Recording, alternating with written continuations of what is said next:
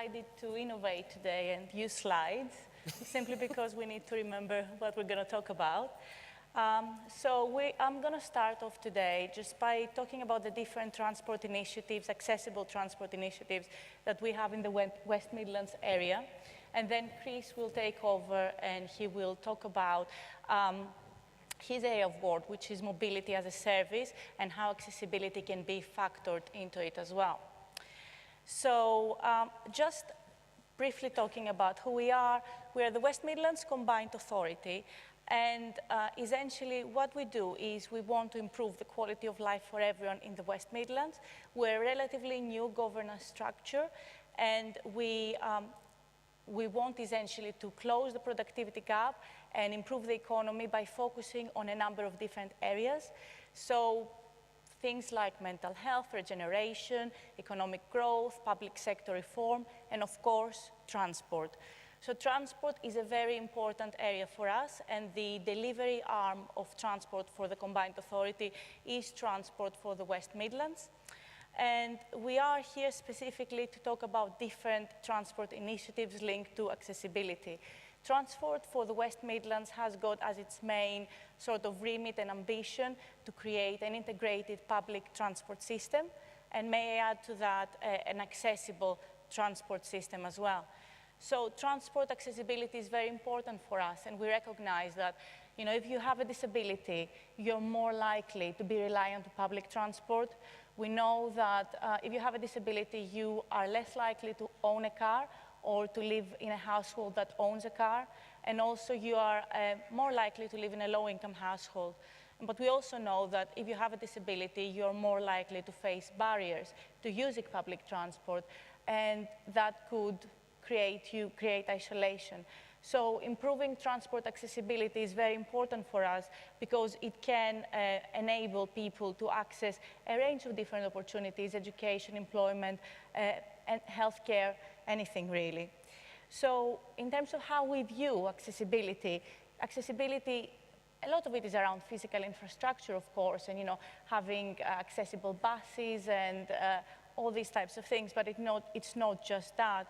It's about the whole journey approach. It's about acknowledging that there are many different types of disabilities, physical and non-physical, hidden as we call it, disabilities. And it's about looking at things such as information, accessible information, pre-journey information, on-journey information, accessible stations and vehicles, attitudes of other customers, and also how helpful are the staff, in the different, in bus stations, on the bus, in trains, everywhere. So what we are doing in the West Midlands, staff awareness is a key area, and I wanted to start with staff awareness because we know that lack of staff helpfulness is a key barrier sometimes for people with disabilities, and if you don't have the correct and the right type of human interaction with people, then that could potentially put you off public transport completely. And again, that could lead you to isolation. So what we do within Transport for West Midlands is we train all our customer-facing staff on equalities and disability, face-to-face equality and disability training, which is it covers all different types of disabilities. We have very regular awareness session with people just to keep the agenda very high, to keep it very high on the agenda. We have delivered organizations have come in and delivered specialized training as well, dementia training, autism training, and we've got champions within the organization. And we recently have had some equality champions as well within our customer-facing staff, because we feel that this way, taking responsibility, owning the agenda is very, very important. So on the slides, you'll see a number of different resources that we produce, we keep producing, and we keep communicating to our employees because it's very important. We do not, it's not like in London, in the West Midlands, it's a deregulated system, so we don't operate services. We don't operate bus services or train services, but we are trying to liaise closely with operators and influence the training as well. So we have worked with National Express in terms of their disability training. National Express is the key operator in the West Midlands, bus operator. And we had funded in the past with National Express mental health awareness training, which was so successful that it was mainstreamed within their training, and it's now delivered to other drivers as standard practice. So it was mentioned before as well, in terms of engagement and communication and consultation. So we do consult with disability groups on all our key projects and policies and strategies. There is a network of community groups and disability groups that we liaise with on a very regular basis, specifically around consultation.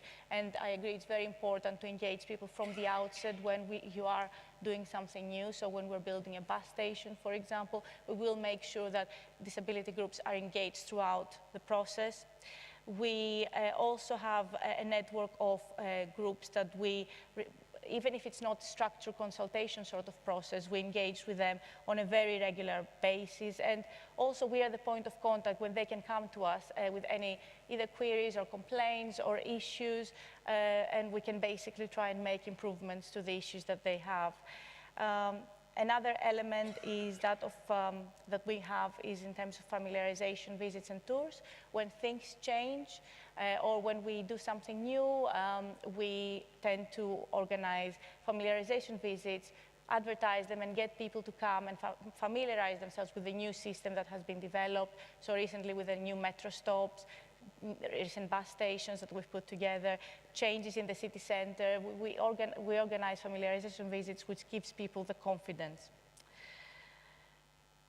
So a very important element is that of information.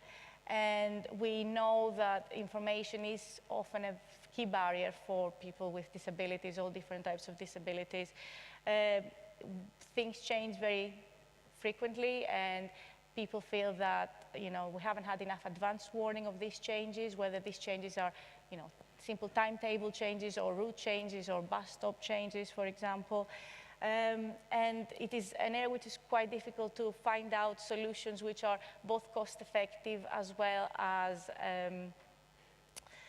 will have a positive long-term impact. So we've done things in the past that have worked really well, and a few things that haven't been as successful as well.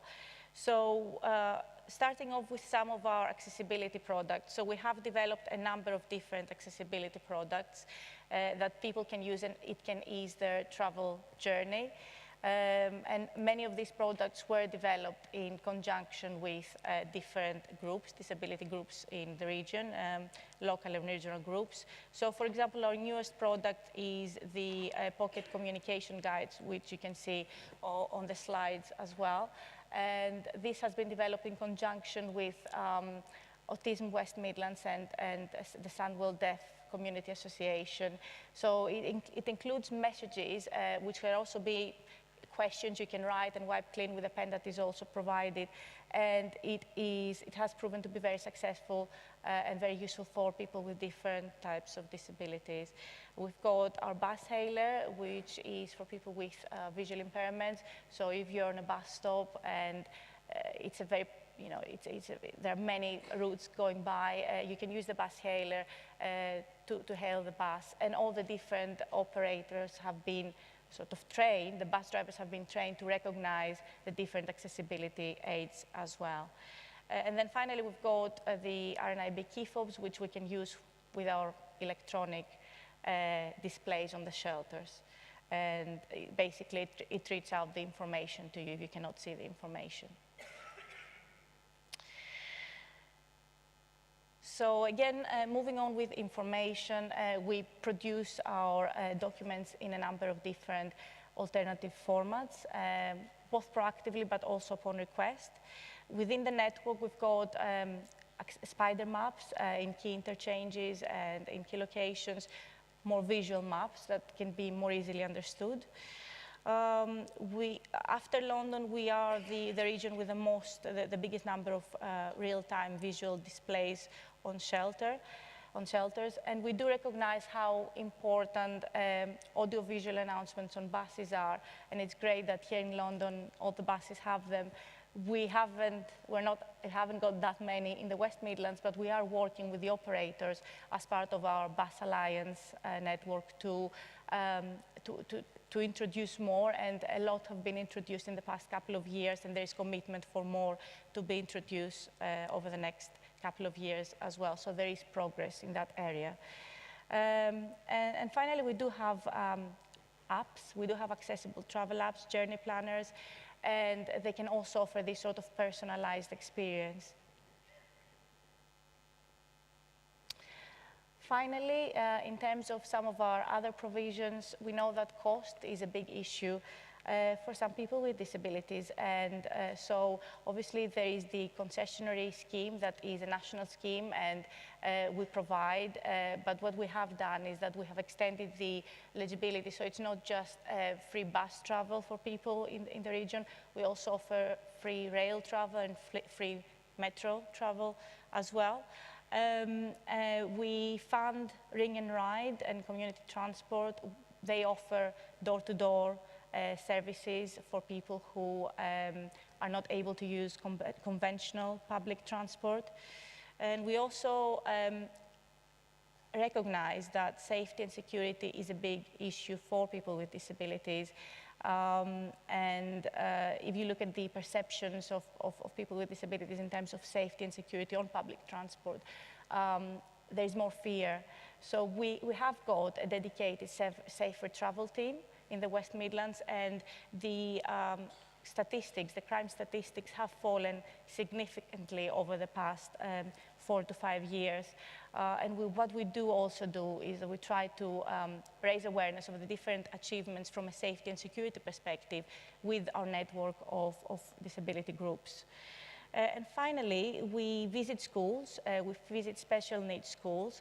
We try to get children with different disabilities and learning disabilities to use public transport, and even though we don't do travel training ourselves, we have produced a number of different resources that can help educators to deliver travel training to children and to students.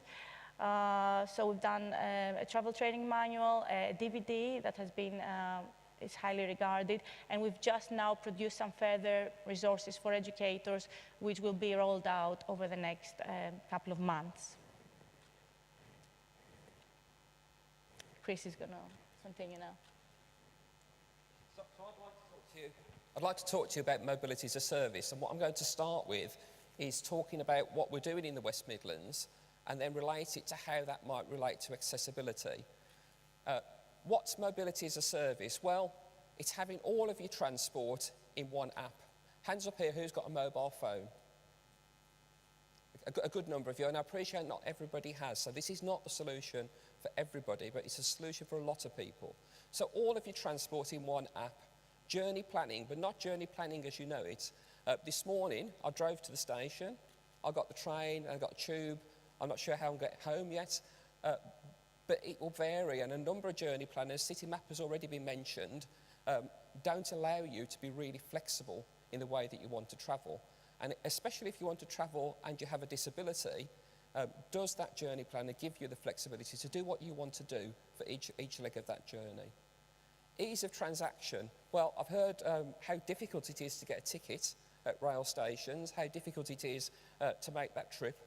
Mobility as a service is all about having that on one app, so you don't need to worry about going to a ticket office and buying a ticket. Flexible payment. It's great in London. You've got your contactless card. You can just tap and go. Want to do better than that, you don't even need to tap. You've just got your mobile phone. And we want to manage the end user's experience to tailor that to be a personalised service that really meets what you want to do, not what an app tells you to do or a transport operator tells you to do. And can it be better than owning your own car? Now, I know a number of people won't, a number of people will drive, a number of people will use taxis, but can it be better than that? So we're talking about a commercial service in the West Midlands, and it's just like the mobile phone. It's a package of services. When you use your mobile phone, you get some data, you get some texts, you get some minutes. If you're with O2, I think you get some discounts at different events and things. So you get lots of different things as part of that package. And what we're saying is mobility as a service is all of your transport services, public and private, through that one package, through that one app. And I'll talk through a little bit about what we're going to try in the West Midlands. And just with a mobile phone, you don't see your local authority providing your mobile phone package. It's a private commercial service. So we're working with a private operator, a private company that's setting this up to make a profit. So they believe there's a business in mobility as a service, and they're going to set that up and they're going to try and run that as a business. So the public sector is not putting any money in. We're putting in time, effort, relationships. Any feedback we get today, we'll put in, but we're not putting in cash. It really is a commercial venture. And just as your mobile phone, you can get different packages. The company we're working with is a company called Mars Global. They have a points-based system, so you'll buy points for your package. You might be a light user, you might want to use the bus a little bit and taxi, or a medium user, a regular commuter. You want a bit of taxi, but you don't want to keep your own car, so you want some car rental, but you don't need lots. You might be a premium user, you want your commute, you want your car at the weekend, you want everything really. But the work they did in Helsinki also showed that you might just want to have a go. You might just, like the mobile phone, want to be pay as you go. You don't want to be tied to one of these contracts. You just want to get out there and try the service. And they've called their app Whim because people choose to travel on a whim. And I've heard today how complex it can be to have to plan your journey and think about every step and then be focused on every step of what you do.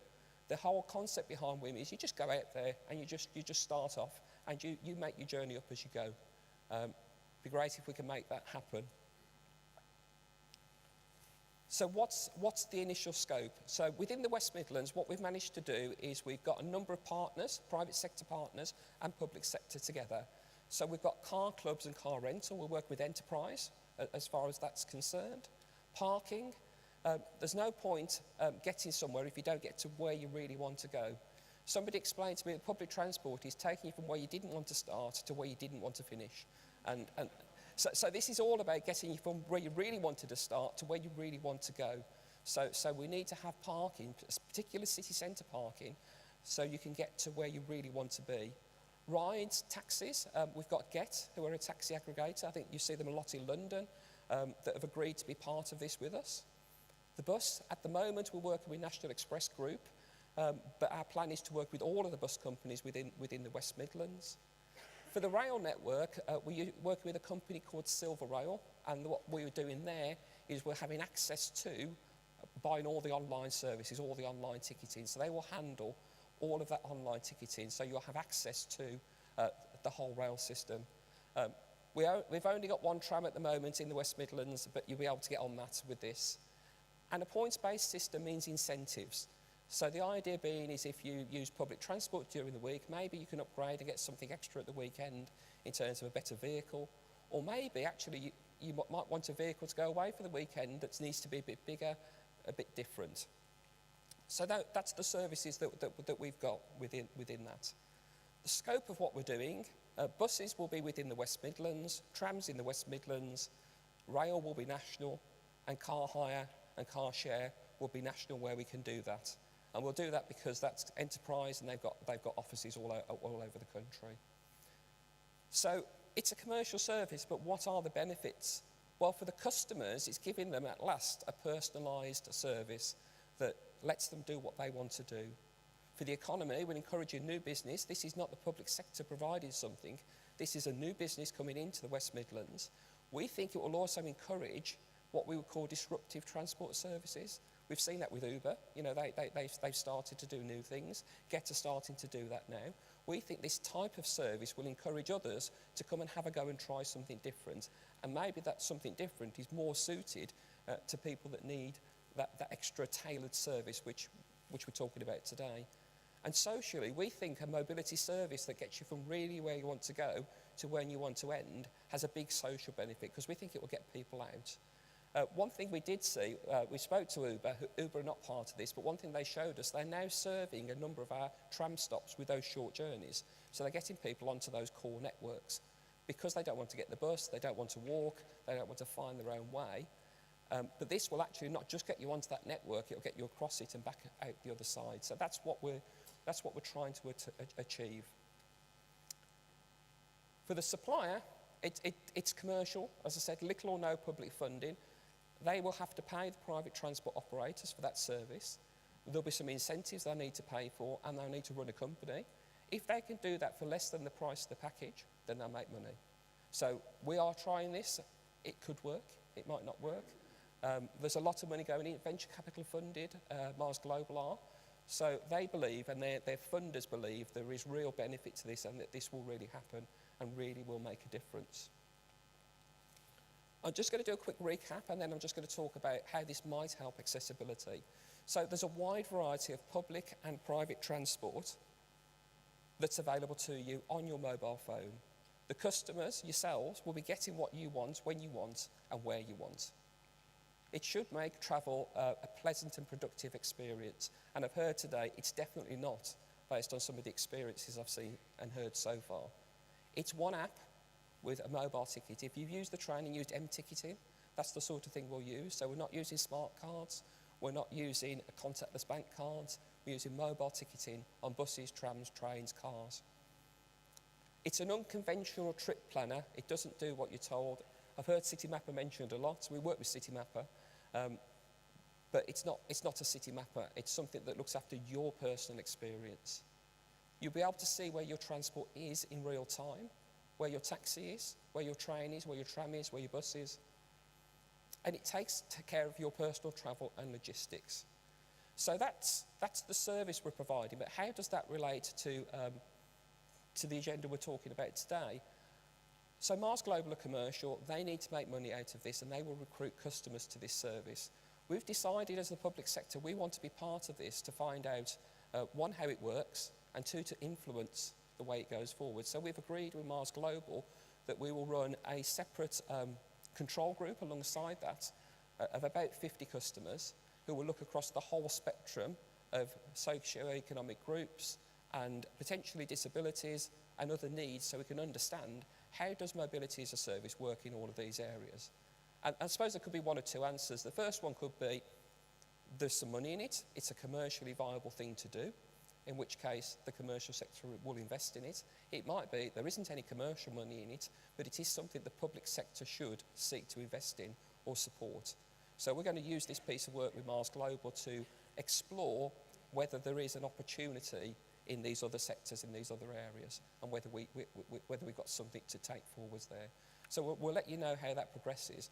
But we think something like this could be tailored for an individual's need, and we think people that can provide disruptive transport services, tailored transport services, can start to link that in together. It's not just one company in the West Midlands. If anyone wants to come and start a mobility service, it's completely open. What we want to encourage is, just like the mobile phone market, is that more companies come in and they start a business. Some of them might be niche. So some of them might say, actually, I can offer a service for people with autism. Some people might say, I can offer a service for the over 60s. Some people might say, I can offer a service for the kids. It's up to them as a commercial company to come and do that, and we'll try and make that as open and as accessible as possible. As part of the process of doing that, we do this similar to Transport for London. We make our data open, so all our bus real-time information, all of that's open for people to use, and we'll make our contacts open in terms of talking to the transport operators. Thank you very much.